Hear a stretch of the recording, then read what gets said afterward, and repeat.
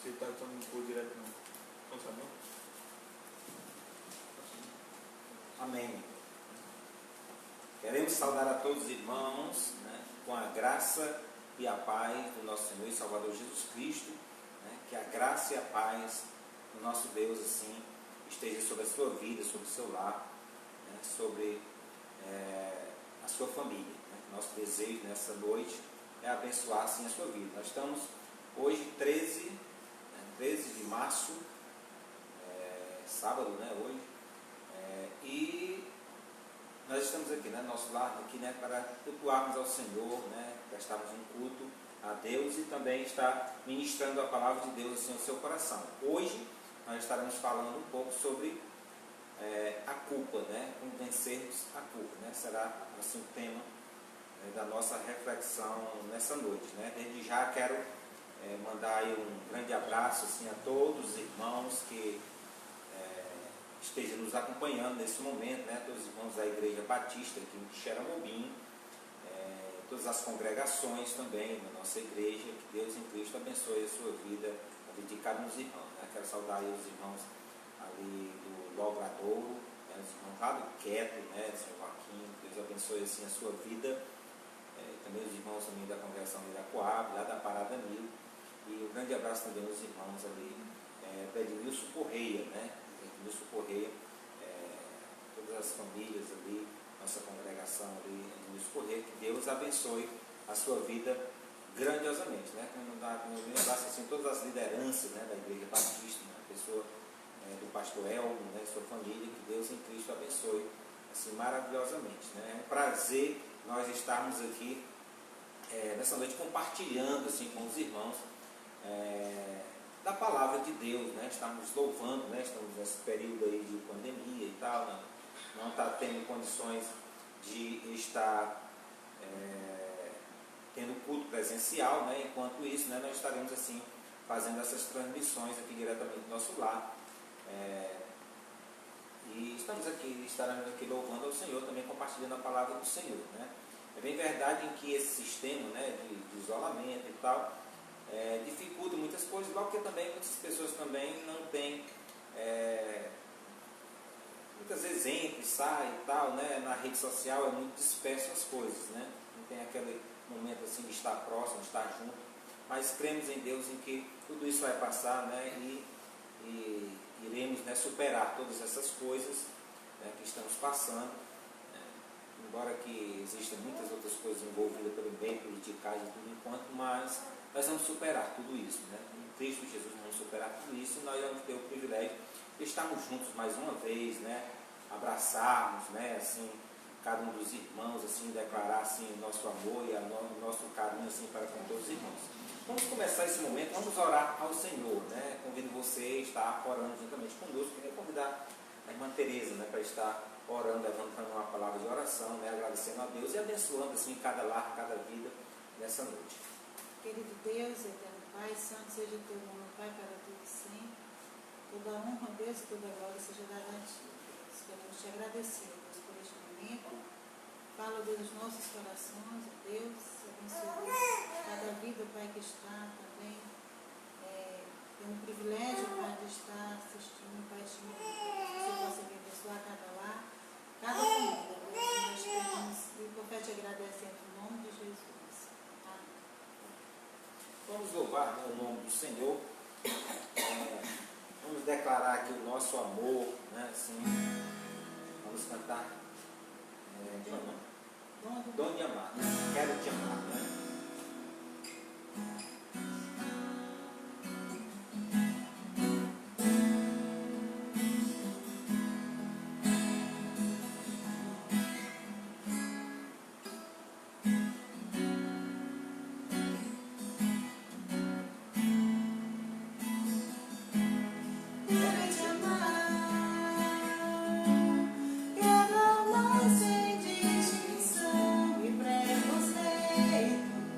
Sem intrigas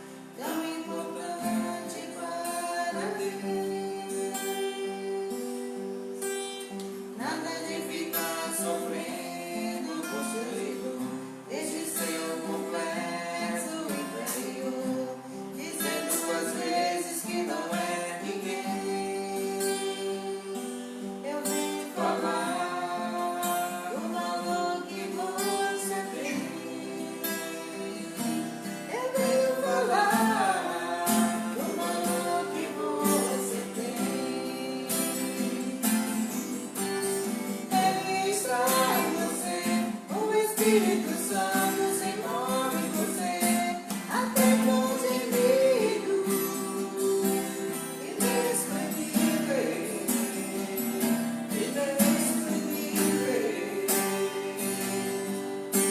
Daí você pode então perceber que pra Ele há algo importante em você. Por isso levante, exalte ao Senhor. Você tem um valor, o Espírito Santo se move em você. Você tem um valor, o Espírito Santo se move em você. Quero que valorize o que você tem. Você é um ser, você é alguém tão importante para mim. Nada de ficar sofrendo angústia e dor neste seu complexo interior, dizendo às vezes que não é ninguém. Eu venho falar do valor que você tem. Eu venho falar do valor que você tem. Ele está em você, o Espírito Santo se move em você, até com gemidos inexprimíveis, inexprimíveis. Daí você pode então perceber que pra Ele há algo importante em você. Por isso levante e cante, exalte ao Senhor. Você tem um valor, o Espírito Santo se move em você. Você tem um valor, o Espírito Santo se move em você. Você tem um valor, o Espírito Santo se move em você.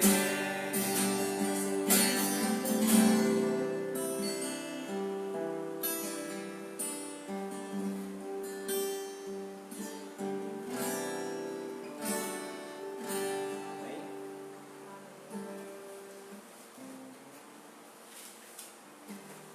Amém. Graças a Deus, né? Hoje nós iremos estar refletindo um pouco sobre a culpa, né? Sobre a culpa. Eu queria usar o texto bíblico de Isaías, capítulo 1, versículo 18. Na Bíblia Viva diz assim: venham, vamos discutir o assunto até o fim. Por mais funda e feias que sejam as manchas dos pecados que vocês cometeram, eu posso limpar essas manchas completamente. Vocês ficarão limpos e brancos como a neve que acabou de cair. Mesmo que os seus pecados sejam vermelhos como sangue, eu os deixarei brancos como o cal. Essa é a versão da Bíblia Viva. Todos nós, sem exceção alguma, na realidade, uma vez por outra, ou durante o dia, o mês, durante a semana, ou durante o mês, nós nos sentimos culpados por alguma coisa. Alguma coisa que nós temos feito em que não tenha sido de conformidade com o padrão em que nós temos determinado em nossa vida, ou mesmo em que alguma coisa que nós temos feito em que não esteja de acordo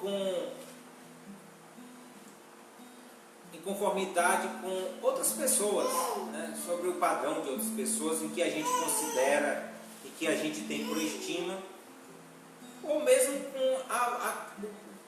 com o próprio padrão de Deus que nós temos conhecido, né? Ou aquela consciência, né, da moral social, né? E isso ele traz exatamente alguns resultados, né? Traz uma série de problemas na nossa vida, né? Quando a gente começa a viver debaixo dessa culpa, né? Culpa porque nós não atingimos algo, culpa porque nós fizemos algo de errado, em que não condiz com aquilo em que a gente acredita ser o certo. Isso nos leva a ter vários tipos de atitudes, né, anormais, diversas, leva a gente a fazer até coisas que não tem nem explicação porque nós estamos fazendo esse tipo de coisa, né? Fazer muitas coisas esquisitas e muitas vezes por consequência, né? Muitas vezes cometemos coisas absurdas por consequência exatamente daquela culpa em que está sendo gerada na nossa vida. E o nosso propósito nessas últimas mensagens, na realidade, que temos trazido, né, nesses últimos dias, é exatamente com o propósito de tratar exatamente a nossa alma, tratar o nosso coração. Se você quer ser uma pessoa melhor, se você quer ser uma pessoa quer desenvolver a sua vida no sentido de você ser melhor do que você já é, e no sentido de trazer cura para tantos desequilíbrios que há muitas vezes dentro da nossa própria personalidade, do nosso próprio caráter, né? E muitas vezes resultado de um passado, resultado, né, de situações em que foi vividas durante a nossa vida. Então todos nós enfrentamos, vivemos exatamente esses problemas com a culpa, né? Quantos de nós já se sentiu culpado porque se esqueceu de uma data importante, né? Um aniversário, um casamento, né? Alguma coisa que foi importante e você se esqueceu completamente e você ficou, né, se sentindo culpado, né? Porque sem entender por que você esqueceu daquilo, né? Ou mesmo por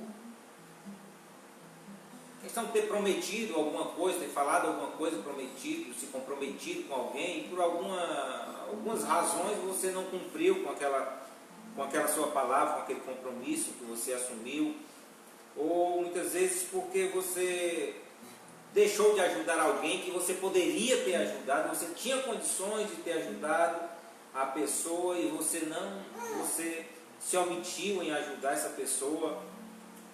Ou mesmo que você quebrou uma promessa sua dentro do seu trabalho, dentro da sua casa, algum relacionamento em que você prometeu algo e você não cumpriu com essa promessa. Ou mesmo uma falta de cumprimento de uma resolução que você determinou na sua vida. A pessoa diz assim, não, eu vou fazer uma dieta, né? E você se foca naquilo para fazer a dieta, de repente você quebra, né, totalmente aquela sua dieta e você fica com aquela consciência pesada, né? Porque eu tenho que fazer exercício físico porque eu estou precisando e tal, e depois você não faz e você fica com aquela consciência pesada porque você aplicou aquela resolução que você teria que fazer aquilo, você teria que executar aquilo e você não fez. Ou mesmo até pelo próprio fato de você querer administrar melhor o seu tempo, né? Eu quero aproveitar melhor o meu tempo, eu quero ser mais eficaz, né, no aproveitamento do meu tempo, né? Eu quero ser uma pessoa mais produtiva, eu quero trabalhar o meu tempo de maneira mais satisfatória, eu não quero gastar tanto tempo em rede social, não quero gastar tanto tempo assistindo televisão, não quero gastar tanto tempo fazendo coisas fúteis, coisas que não vai me edificar, coisas que não vai melhorar a minha vida. Não, eu observo que de repente quando você depara, você está perdendo seu tempo, você não está aproveitando melhor o seu tempo. E o fato de você estar fazendo isso, né, gera uma culpa, né? E você vai perdendo muitas vezes a paz, né, dentro do seu coração, e você não se sente bem. Você começa a passar a não se sentir bem da maneira que você está vivendo. O mesmo fato de você estar vivendo um consumismo compulsivo, né? Você passa a comprar mais do que deveria e a sua consciência lhe acusa porque você está comprando mais do que você deveria. O mesmo fato de você ter mais do que você precisa, você começa a olhar, você começa a adquirir coisas que você nem precisa daquilo, e aquilo traz um peso na sua consciência. Ou mesmo até o fato de você estar precisando e você não tem como comprar aquilo que você estava precisando, ou mesmo você está devendo mais do que aquilo que você está recebendo, né? Que isso está exatamente esse descontrole, né, do compulsivo, né, com relação ao consumismo, né? Você tá, eu não deveria ter gastado tanto, que eu não tenho nem o que, não tenho. Aí isso traz exatamente um peso na sua consciência, né? Começa a trazer remorso, começa a trazer tristeza no coração. E o pior de tudo é quando, né, nós causamos algum tipo de problema, ou causamos um acidente, ou causamos danos na vida de outras pessoas, de terceiros, né, de outras pessoas. Esse é o pior de tudo, né? Quando, né, você se envolve em um acidente, alguma coisa, ou alguma coisa que você fez que causou exatamente, né, causou um dano na vida de outra pessoa, né? E você fica com a sua consciência, né, culposa, né, pela aquela situação em que aconteceu. Só que o texto que nós lemos nessa nossa noite, a princípio, lá de Isaías 1:18, ele fala em que nosso Deus é um Deus em que é capaz de nos limpar completamente. Não tem algo assim tão ruim, tão perverso, né? Não tem algo tão sujo em que Deus ele não tem a condição de realizar a limpeza necessária. Quando nós nos voltamos para Ele, né? Nós nos direcionamos para Ele. Qual é a causa da culpa, né? Romanos 5:12-13, Romanos 5:12-13 diz assim: portanto, da mesma forma como, essa aqui é a linguagem de hoje, né? Na linguagem de hoje, essa versão.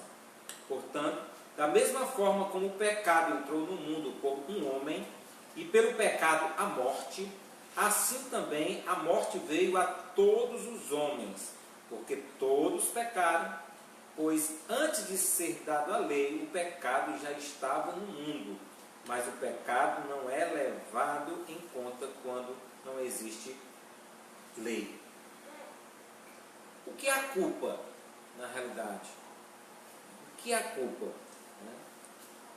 Segundo as definições, culpa é o ato de sentir pena, né? Arrependimento, pesar ou remorso. Esse é o ato, né? Segundo alguns religiosos, né, os religiosos judaico-cristãos, eles debatem sobre o assunto e eles colocam a culpa como sendo o remorso e o arrependimento, né? Entre o remorso, existe essa discussão entre o remorso e o arrependimento, né? Até se aplica assim, porque Judas ele teve remorso, né? diante daquela situação em que, por ter traído Jesus, né? Então ele sentiu remorso e ele tirou a sua própria vida, né? O seu remorso levou aquela tristeza, aquela angústia no seu coração. Ele não conseguiu mais viver exatamente com aquele tipo de sentimento, e a solução que ele encontrou foi tirar a sua própria vida. Já Pedro, ele nega Jesus. Pedro nega Jesus e é confrontado exatamente com aquela sua atitude. E aquela sua atitude leva a tristeza, leva a tudo isso. Só que Pedro, ele tem uma atitude diferente, uma atitude de arrependimento. Porque o arrependimento é você dar meia volta, é você voltar atrás. É você exatamente ir numa direção e você vê que a direção está errada, né? E você dá meia volta, né? E vai consertar exatamente, e vai tomar o rumo certo, e vai tomar a direção correta, né? E Pedro ele faz isso, né? Ele tem um encontro com Jesus e assim tem a sua vida curada, né, o seu coração, do remorso, da tristeza, da angústia, ele agora tem a sua vida restaurada pelo Senhor Jesus. Né? E essa é a grande transformação do Evangelho.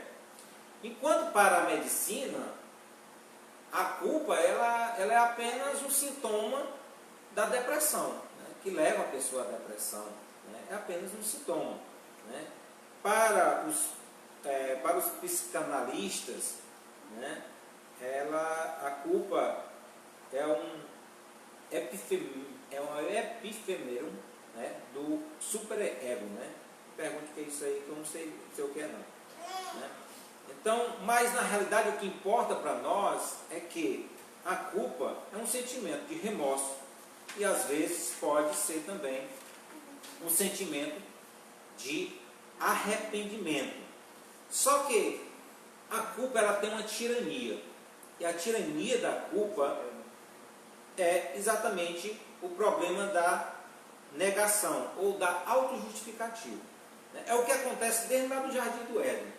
Pessoa, o homem, ele errou, ele cometeu um erro, pecou contra Deus, mas o problema da culpa, quando você comete o erro, é muitas vezes não querer reconhecer em que você está errado, em que você cometeu o erro, em que você precisa de um conserto, você precisa de uma ajuda, você precisa reajustar algo na sua vida. Não, é mais fácil eu querer colocar a culpa em outro, né? Eu passar para terceiros aquela culpa. Né? Quando Deus fala com Adão, ele diz, não, o problema aí foi a mulher que tu me deste. Né? Botou a culpa na mulher e ainda botou a culpa em Deus também, porque Deus era o culpado também, porque foi Deus que deu a mulher para ele. Então, essa é a grande tirania da culpa, em que a gente precisa ter bastante cuidado com isso. Bastante cuidado com isso, porque é mais fácil dizer, não, eu bebi, o culpado foi o álcool, né? Que eu bebi, o culpado é o álcool, o culpado é a chuva, o culpado é o sol, o culpado é o fogo, o culpado é a água, é o calor, o culpado é o vento, o culpado é o vizinho, o culpado é eu cheguei atrasado, mas o culpado é o relógio, né? Porque eu cheguei atrasado, né? Esse relógio, porque né? Se eu tivesse mudado, né? O culpado é esse menino, né? Mas botar a culpa do menino, botar a culpa no cachorro, né? Botar a culpa no patrão, no sistema, do governo, o culpado é o presidente, o culpado é a corrupção, né? O culpado é a crise, né? O culpado é a pandemia, né? Eu estou vivendo assim, mas o culpado é a pandemia. E a pessoa, o culpado é meu vizinho, o culpado é meu pai, o culpado é minha mãe, o culpado, sabe, o culpado é a sociedade, o culpado é tudo, mas menos eu. O culpado é Deus, né? Chega ao ponto de dizer assim, não, a culpa é Deus é o culpado, né? Porque quem mandou ele me criar, quem mandou ele me fazer desse jeito, né? Eu sou ruim assim, mas... Só que as pessoas, elas tendem a muito, né? Culpar tudo enquanto. Mas menos o culpado, a pessoa que é menos culpada em tudo isso é o eu, né? É você mesmo. Então, a gente precisa ter muito cuidado exatamente com esse tipo de pensamento. Porque isso vai querer controlar, né, a nossa alma. Né? E quando a culpa ela começa a controlar a nossa vida, isso nos leva a ter sentimentos de baixa estima, de desvalorização ou de incapacidade. Quando a culpa começa a controlar a nossa vida, nos leva à vergonha, ao remorso, à tensão, ao ressentimento, à decepção, né? À consternação, à negação, ao estresse, à ansiedade, ao desinteresse, ao desânimo, né? À autodiscriminação, à autocondenação, né? À depressão, ao medo, à solidão, né? A pessoa se retrair, né? Muitas vezes por causa da culpa. Existem várias classificações da culpa, né? Eu não vou entrar nesse mérito porque eu acho que não é interessante. Para nós aqui, eu falo de culpa consciente, inconsciente, própria, imprópria, subjetiva, objetiva, temporal, só que não vou entrar nesses métodos, acho que não é tanto interessante, que existe algo mais interessante para nós. Porque na realidade a culpa ela é um resultado do pecado na nossa vida. E esse pecado ele nos leva exatamente a um sentimento de contrição, né, de pesar, né, de tristeza. Né? E existe uma solução para o pecado, existe uma solução para a culpa. Né? Jesus ele diz lá em João 8,32 em que se nós conhecermos a verdade traz libertação para a nossa vida. A verdade nos liberta. Por isso, eis a verdade nos libertará.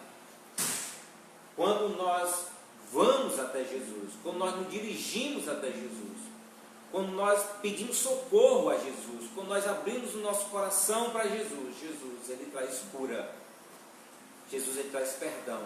Porque para isso que ele veio ao mundo, ele veio para buscar aquele que estava perdido. Ele veio achar essa pessoa. Então nós podemos ser livres da culpa. A tirania da culpa, ela nos leva a viver uma vida, ela gera um medo na nossa vida. Olha o que diz lá em Gênesis 3, 8, 9 e 10. Ele diz assim: ouvindo o homem e a sua mulher, os passos do Senhor Deus, que andava pelo jardim, quando soprava a brisa do dia, escondeu-se da presença do Senhor, do Senhor Deus, entre as árvores do jardim. Mas o Senhor Deus chamou o homem, perguntando: onde está você? E ele respondeu: ouvi teus passos no jardim e fiquei com medo, porque estava nu, por isso me escondi. Quando vivemos debaixo da culpa, a culpa gera em nós medo, vergonha. Medo e vergonha. Lá em Salmos 32, 3, diz o seguinte: enquanto eu mantinha escondidos os meus pecados, o meu corpo definhava de tanto gemer. A culpa, o pecado, ele definha a nossa alma, ele definha a nossa vida. Porque temos essa tendência de querer ocultar o pecado. Temos essa tendência.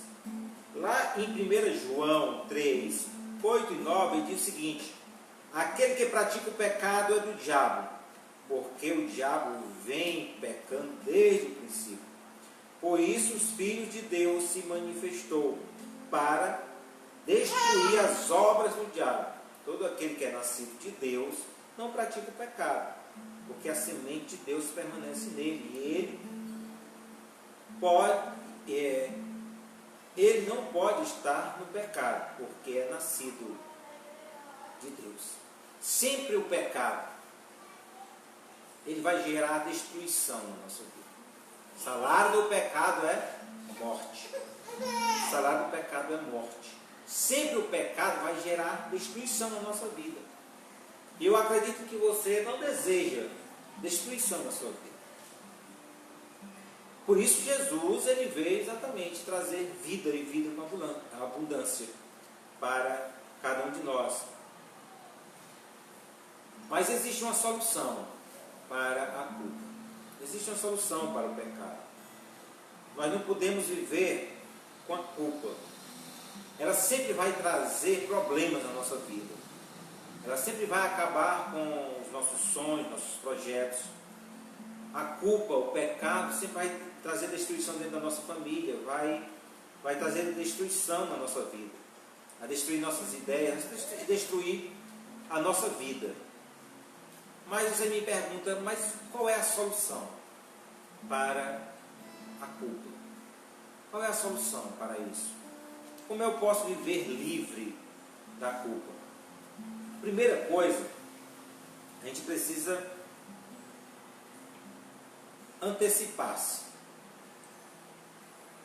ou ter precaução em relação aos problemas causados pelo pecado, para que a culpa não esteja instaurada na nossa vida.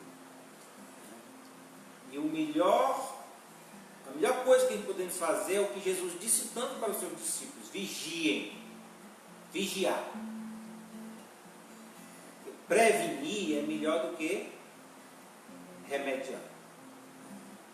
Então, a solução é exatamente prevenir. Né? Hoje nós estamos nessa pandemia e, na verdade, a melhor solução para essa pandemia é o quê? A vacina. A melhor solução para a pandemia é a vacina. Porque o que é a vacina? É você antecipar-se. Né? Antes do vírus lhe atingir, né, você já está preparado para o vírus. Você toma, né, a vacina é exatamente o vírus morto, atenuado, está enfraquecido, porque o seu corpo cria anticorpos para combater já aquele vírus, né? Chama de imunidade. Você tem imunidade exatamente contra aquele vírus. Então, a solução, né, mais coerente em relação a um problema é exatamente você antecipar-se ao problema. Não é você esperar que o problema venha até você. Não é você esperar ser atingido pelo problema. Não. É você exatamente estar preparado para o problema. Na hora que o problema vem, você já está preparado. Então, como é que você antecipa, né, ao problema? Como é que você se previne exatamente do problema? Vigilância, né? Vigiar, né? Ter muitos cuidados. Você sabe que hoje o que é mais divulgado nas redes sociais, tudo enquanto aí, exatamente você precisa lavar a mão, usar álcool gel, você precisa usar máscara, usar isso, usar aquilo outro, ter cuidado, né? Ter um distanciamento um para com o outro e tal, e todo aquele tipo de cuidado nos ambientes sociais de trabalho em que você está envolvido.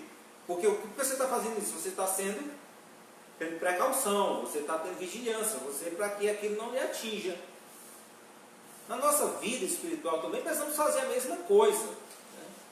Não adianta você ter todo cuidado com o seu corpo, né, e a sua alma ir para o inferno. Né? O que Jesus diz, não adianta você ganhar o mundo inteiro e perder a sua alma. Né? Tem pessoas que estão muito preocupadas exatamente com a sua vida aqui, e nós precisamos estar preocupados com a nossa vida, precisamos se prevenir, precisamos ter cuidado. Isso aí tudo é necessário. Você precisa trabalhar, você precisa cuidar, gerar a melhor vida, a sobrevivência da sua família, os cuidados com seus filhos, etc. Então, isso aí é normal, isso aí é legítimo para todas as pessoas.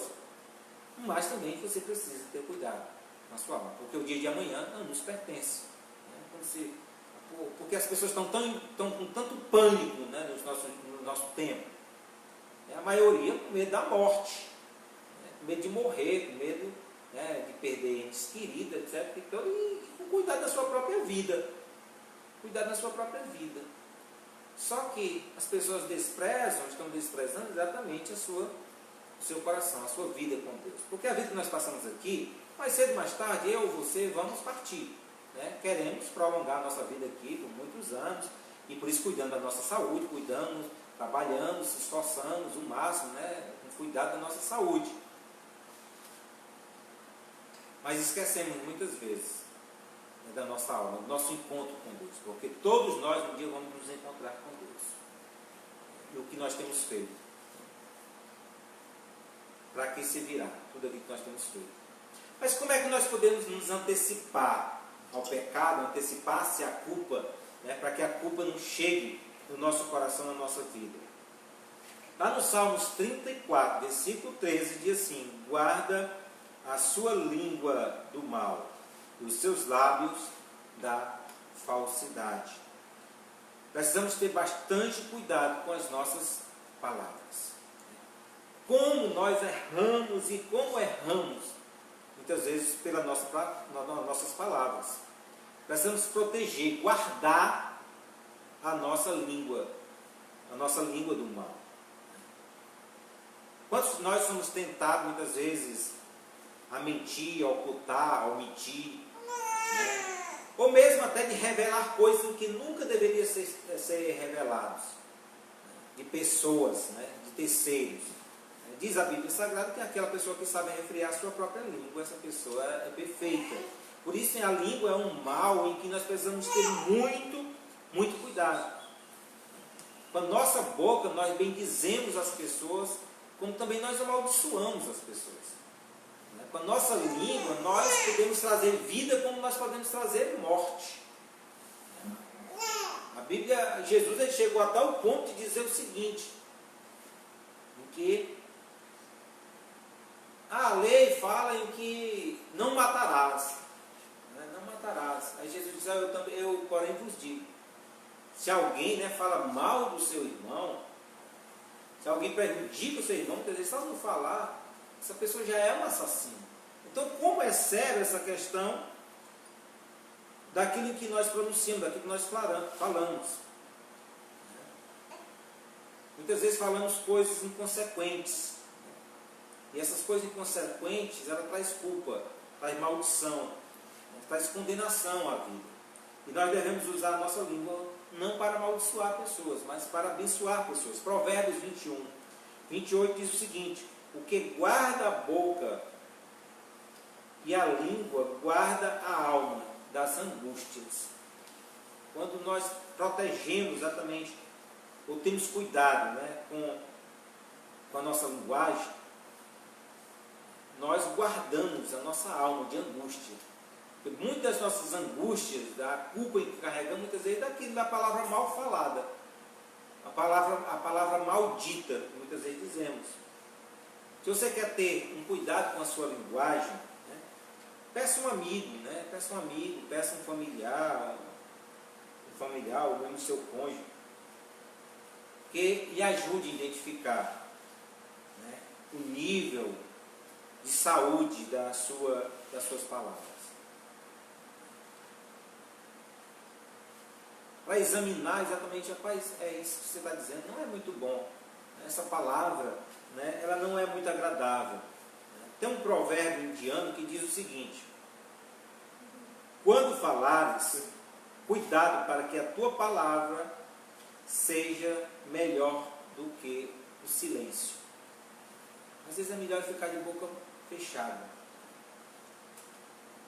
Melhor ficar boca fechada do que muitas vezes falar besteira. Tem um provérbio também que diz que, né, calado, até o tolo se passa por sábio. Então, se é para falar besteira, então é melhor ficar calado. Como é que nós podemos nos antecipar, né, as situações? Precisamos examinar o tipo de atitude em que nós estamos tendo. Filipenses 2, do 5 ao 8, diz o seguinte: a atitude de vocês deve ser semelhante àquele que nos foi mostrado por Jesus Cristo, que embora Deus não exigiu, nem tampouco se apegou aos seus direitos como Deus, mas pôs de lado o seu imenso poder e a sua glória, ocultando-se sob a forma de escravo, tornou-se como os homens e se humilhou ainda mais, chegando ao ponto de sofrer uma verdadeira morte de criminoso numa cruz. Precisamos examinar a nossa atitude, observar exatamente como nós temos nos conduzido. A nossa atitude, ela precisa ser semelhante à atitude de Cristo. Humildade. Não de uma pessoa orgulhosa. A atitude de Cristo é uma atitude de abnegação, de se importar pelo outro, de renunciar. É uma atitude de servo, como diz o próprio texto claramente. Que é totalmente contrário, muitas vezes, à atitude em que nós temos dentro dos nossos relacionamentos, de altivez, de orgulho, de egoísmo, de autossuficiência, autojustificativa. Todas essas atitudes nos levam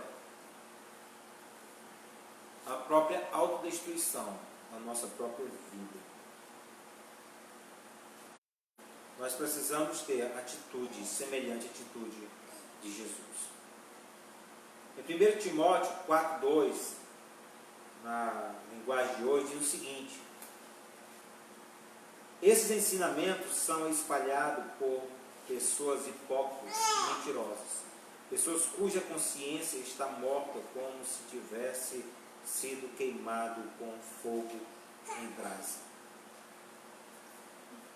Precisamos governar as nossas ações. Provérbios 20:11 diz o seguinte: até a criança mostra o que é o que é por as suas ações, e o seu procedimento revela se ela é pura e justa. Precisamos policiar o tipo de atitude, o tipo de ação que nós estamos tendo. Gálatas 5:24 fala sobre algo muito importante, que é a disciplina com relação aos nossos sentimentos. Que diz o seguinte, Gálatas 5:24: os que pertencem a Cristo Jesus crucificaram a carne, com as suas paixões e os seus desejos. Precisamos ter muita disciplina em relação às nossas paixões e os nossos desejos. Não podemos confiar exatamente nos desejos dos nossos corações. Muitas vezes os nossos corações, eles são enganosos. Eu estou sentindo isso. Você está sentindo isso? Pode ser algo que Deus colocou em seu coração? É uma possibilidade. Mas outra possibilidade também pode ser um interesse, uma intenção própria do seu coração, um desejo da sua carne, uma paixão da sua carne. Se queremos antecipar-se a culpa, o pecado, precisamos ter controle sobre os nossos pensamentos. Segundo Coríntios 10:5, 2 Coríntios 10:5 diz o seguinte: destruímos argumentos de toda pretensão que se levanta contra o conhecimento de Deus.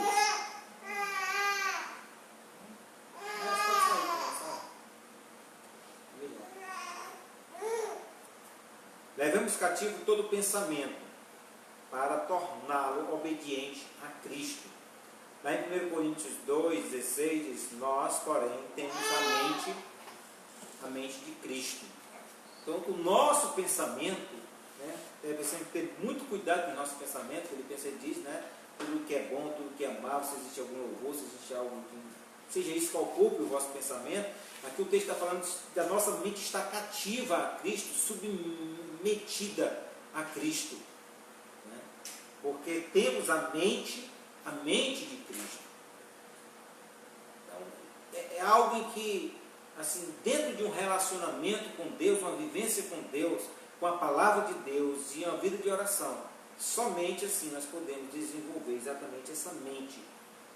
Somente a gente pode ter esse sentimento que teve Cristo Jesus no nosso coração, quando nós estamos envolvidos com Ele. É o galho que está ligado à videira. No momento em que ele é cortado, ele murcha, ele seca. Por isso precisamos permanecer em Deus. Não é apenas em um momento estar com Deus. Não, precisamos viver com Deus. Precisamos estar conectados com Deus todo instante e todo momento.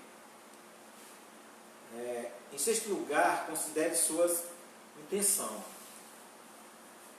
Tito 1,15, livro de Tito 1,15 diz o seguinte: tudo é puro para os que são puros, mas nada é puro para os ímpios e descrentes, pois a mente e a consciência deles estão sujas.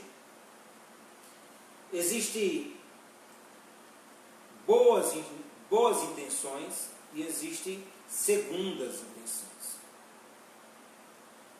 E a gente precisa ter muito cuidado com as intenções dos nossos corações. Quando nós fazemos algo, o que está nos motivando a fazer isso?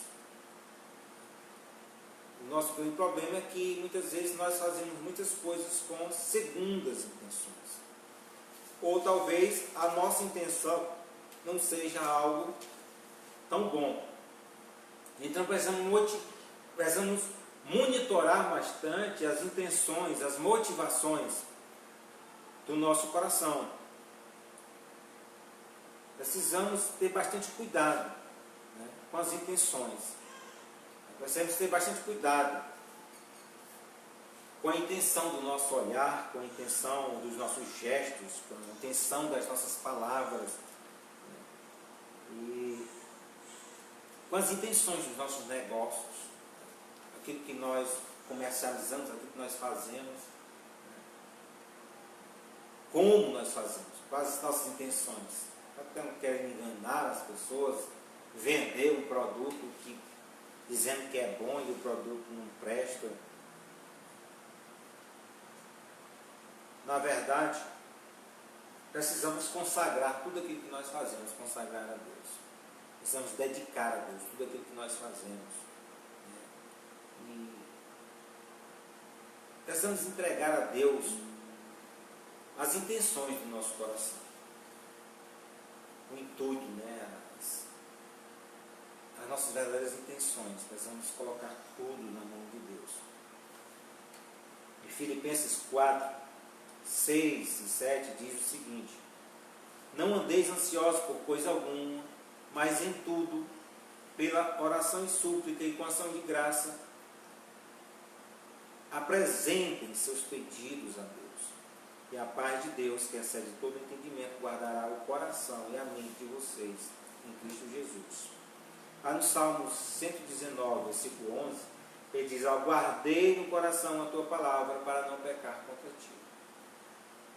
Se queremos nos antecipar a culpa, o pecado, precisamos guardar bastante o nosso coração. Precisamos guardar o nosso coração. E guardamos o nosso coração quando nós colocamos nele a palavra de Deus. Quando a palavra de Deus ele tem a primazia. Quando apresentamos diante de Deus as nossas ansiedades.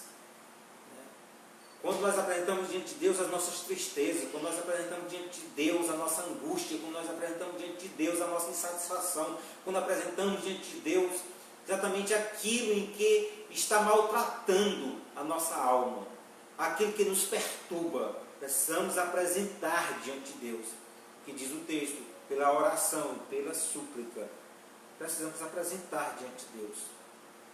Oração e a palavra de Deus são ingredientes chaves exatamente para nós estarmos vigilantes, para não deixar o nosso coração ser corroído, ser levado exatamente por qualquer coisa.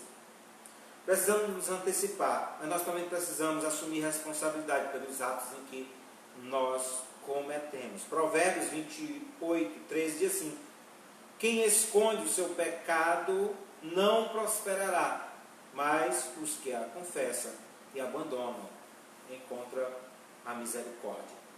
Olha o que é que diz em Provérbio.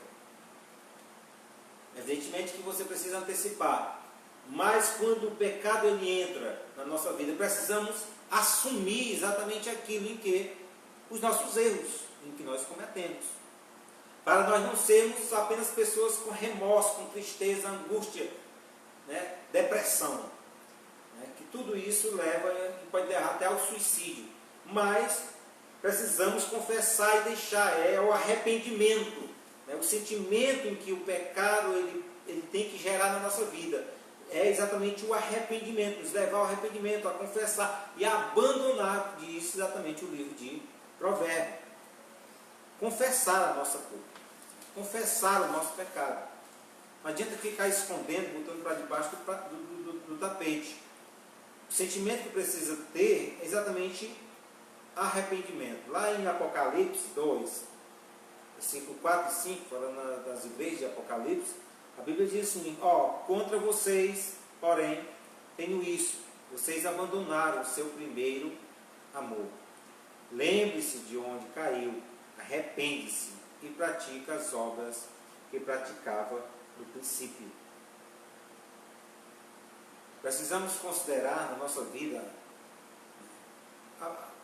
as coisas numa perspectiva espiritual, discernimento espiritual.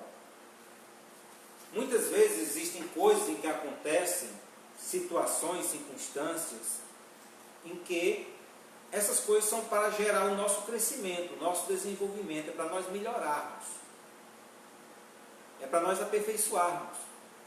E muitas vezes para gerar em nós, muitas vezes sentimentos em que, de outra forma, nós não temos condições de ter esse sentimento. Diz lá no livro de Coríntios, em que com as tribulações em que nós passamos, e recebemos as consolações de Deus, é para que nós possamos também distribuir essa consolação para outras pessoas. Quando nós entendemos a dor do outro, nós estamos mais aptos a exatamente ajudar o outro.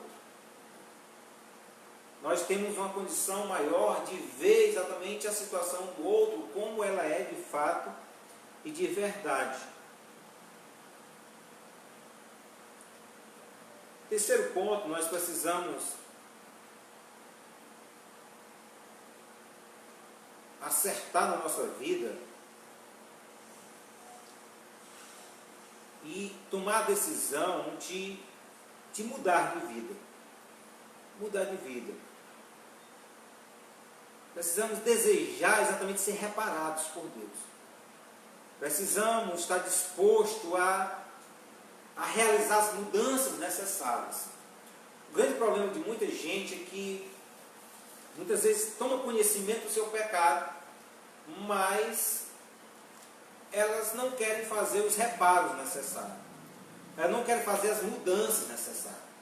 Reconhecem até que estão erradas, mas muitas vezes têm dificuldades de fazer as mudanças necessárias, porque exige muitas vezes uma certa coragem, uma certa disposição de enfrentar muitas vezes algo desconhecido. E para isso, muitas vezes, se nós queremos viver livre da culpa, precisamos pedir perdão a Deus, mas muitas vezes precisamos pedir perdão a outras pessoas. Pessoas em que nós temos machucado, pessoas que nós temos causado algum dano. E é necessário, muitas vezes, tomar esse tipo de atitude em relação ao outro. Ezequiel 7, 18 e 19, diz assim, na Bíblia Viva, diz o seguinte: onde haverá outro Deus como o Senhor, que perdoa os pecados dos sobreviventes de seu povo? O Senhor não pode ficar zangado para sempre, porque tem alegria em amar e perdoar. O Senhor terá compaixão de nós. Mais uma vez, o Senhor pisará e esmagará nossos pecados, jogará todos eles ao fundo do mar. Outro fator muito importante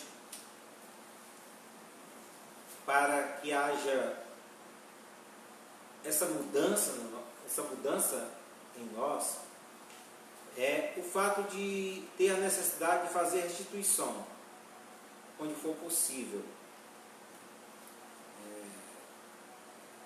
Porque eu bati o carro, eu arranquei, eu amassei o carro de uma pessoa.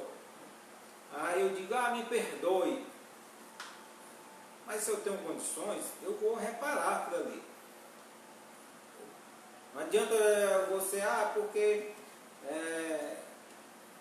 a pessoa numa vida pregressa, ele, tem que ser quantos filhos, agora eu sou nova criatura, eu aceitei Jesus. Não, mas você tem que pagar as pensões dos meninos, tudo, você tem que restituir, o prejuízo que você cometeu. É o que acontece com Zaqueu. Zaqueu, ele tem essa atitude automaticamente. Quando Jesus entra na casa de Zaqueu, Zaqueu já diz, olha, as pessoas que eu tenho defraudado, eu vou restituir essas pessoas, eu vou fazer isso, eu vou fazer aquilo outro. Porque não é a questão que você agora é nova criatura e tudo passou, não. Aquilo que você cometeu, aquele prejuízo que você causou, você tem que reparar aquele prejuízo. Evidentemente que existem coisas em que são irreparáveis, Digamos que você atropelou e matou um cidadão, você não tem como reparar aquela situação. Mas que você reparar uma indenização e tudo, mas é algo que, se não houver o perdão, não tem como resolver esse conflito. Mas existem muitas coisas em que nós podemos reparar. Pessoas que nós temos machucado, pessoas que nós temos trazido exatamente prejuízo. Se você lá pegou o dinheiro lá e não pagou, deu um cheque sem fundo, vai lá restituir lá aquilo ali que você causou. Saiu soltando cheque sem fundo, saiu dando prejuízo para as pessoas, comprando e não pagando, vai lá pagar a conta. Me perdoe, não, você tem condição de pagar a conta, você tem condição de trabalhar e ir lá e pagar aquilo ali. Então, assim, aquilo em que você causou dano, aquilo que você prejudicou, você pegou e não devolveu, e etc. e tal, você tem que ir lá e restituir aquilo ali. Se você quer mudança, se você quer viver uma vida em paz com Deus, né? Se você quer ver livre do seu pecado. Eu tenho que dizer lá em Números 5, 6, 7, diz assim: se um homem ou uma mulher prejudicar alguém, essa pessoa estará ofendendo ao Deus eterno, e por isso será culpado. Se prejudicou a outro, você está prejudicando a Deus. Se você causou um prejuízo a uma pessoa, é isso que o texto está dizendo, você está causando prejuízo ou está ofendendo a Deus. É isso que a palavra diz. Você é culpado e terá que confessar o pecado e devolver tudo. É isso que o texto está dizendo. Restituir, na realidade, é necessário para você poder construir, porque na restituição, a cura, a restauração, ao liberar, o renovo, exatamente quando você restitui, né? Quando você constrói, né? Você passa a construir a autoestima das pessoas, né? Você traz cura, né? Aquela ferida em que foi causada, né? Ao prejuízo que foi causado, né? Você restaura, você dignifica assim a outra pessoa. Em terceiro lugar, você precisa aceitar a graça renovadora de Jesus. Entenda o seguinte: nós dependemos completamente da graça de Deus para sermos abençoados por Deus, para sermos perdoados por Deus, para sermos recebidos por Deus. Nós só conseguimos isso através da graça. Não é o seu poder. Eu posso restituir, mas isso é uma questão de obediência, é uma questão de justiça. Mas você entenda, você não será recebido por Deus porque você faz isso ou faz aquilo outro. Você é recebido por Deus exclusivamente pela graça de Deus, é pelo favor de Deus. É a maravilha de Deus na sua vida, é o presente de Deus na sua vida, é aquilo que Deus fez na sua vida. Uma palavra aqui de George Fox, que é aquele fundador da Quaker, né? Ele disse o seguinte: a luz que nos mostra o nosso pecado é a luz que nos cura. A luz que nos mostra o nosso pecado é a luz que nos cura. Quando a palavra de Deus diz assim, você não faça isso, você não deve viver assim, você não deve fazer aquilo outro, e tudo isso, a palavra muitas vezes está revelando o nosso erro, está revelando o nosso pecado, está revelando exatamente aquilo que está de errado, que isso gera dor, isso gera sofrimento, isso gera tristeza, isso gera angústia, isso nos tira a paz. Mas o propósito de Deus a nos revelar exatamente a nossa culpa, revelar o nosso pecado, é exatamente nos conduzir à cura. Porque o propósito de Deus é revelar a sua graça, o seu favor na nossa vida. E precisamos estar com o nosso coração aberto para receber a redentora graça do Senhor nas nossas vidas. Porque Ele quer nos libertar, Ele quer nos restaurar, Ele quer nos renovar, Ele quer nos trazer vida. Olha o que diz lá em João, 1 João 3, 20, 23, diz assim, quando o nosso coração nos condenar, porque Deus é maior do que o nosso coração e sabe todas as coisas. Amados, se o nosso coração não nos condena, temos confiança diante de Deus e recebemos dele tudo o que pedimos, porque obedecemos aos seus mandamentos e fazemos o que lhe agrada. 1 João 1, 5 ao 9 diz assim: a mensagem que Cristo nos deu e que anunciamos a vocês é esta: Deus é luz e não há nele nenhuma escuridão. Portanto, se dissermos que estamos unidos com Deus e ao mesmo tempo vivemos na escuridão, então estamos mentindo com as palavras e ações.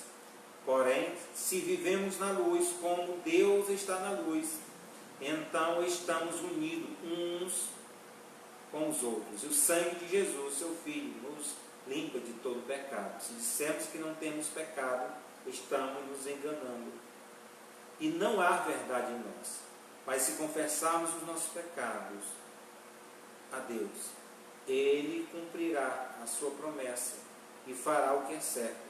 Ele perdoará os nossos pecados e nos limpará de toda injustiça. Você está pronto para confessar os seus pecados? Deus está pronto para perdoar os seus pecados. Deus está de braços abertos para perdoar os seus pecados e tirar toda a culpa. Se você abrir o seu coração para Ele e você pedir perdão pelos seus pecados, você apresentar diante dele os seus pecados, se você confessar e deixar, você vai prosperar em sua vida espiritual, em sua caminhada. Essa é a vontade de Deus para a sua vida. Deus tem o melhor para a sua vida. O plano que Ele tem para você é o melhor. Aceite o plano de Deus. Abra o seu coração para Deus. Viva leve na presença de Deus. O convite de Jesus é: eis que estou à porta, eu bato. Se alguém ouvir a minha voz e abrir a porta, eu entrarei em sua casa e serei com ele e com ele. Não feche a porta do seu coração para Deus, mas abra a porta do seu coração para Deus. E derrame diante de Deus tudo aquilo que está na sua alma, no seu coração. Que Ele é poderoso para transformar a sua vida. Amém? Desde já quero agradecer assim, a todas as pessoas que estiveram conosco. Que Deus em Cristo abençoe a sua vida, a sua família. Quero fazer uma oração nesse momento, encerrando esse momento que tivemos nessa noite. Que Deus em Cristo abençoe a sua vida. Querido Pai, amado Deus, toda honra e toda glória seja dada para todos sempre a todo mundo. Ó Deus, roga a tua bênção, ó Pai, sobre esta vida, sobre esta família. Ó Pai, Pai querido, que o teu doce e maravilhoso Espírito Santo visite pessoas, trazendo cura, trazendo renovo, trazendo mudança significativa. Ó Deus amado, nas intenções do nosso coração, na nossa alma. Ó Deus, queremos ser limpos, queremos ser, ó Pai querido, aquilo em que Tu quer que nós sejamos. Ó Deus, abençoa cada vida. Ó Deus, nós Te rogamos, ó Pai, trazendo cura, trazendo graça, trazendo vida, no nome de Jesus. Amém. Que Deus em Cristo te conceda uma noite na graça e na paz do Senhor Jesus.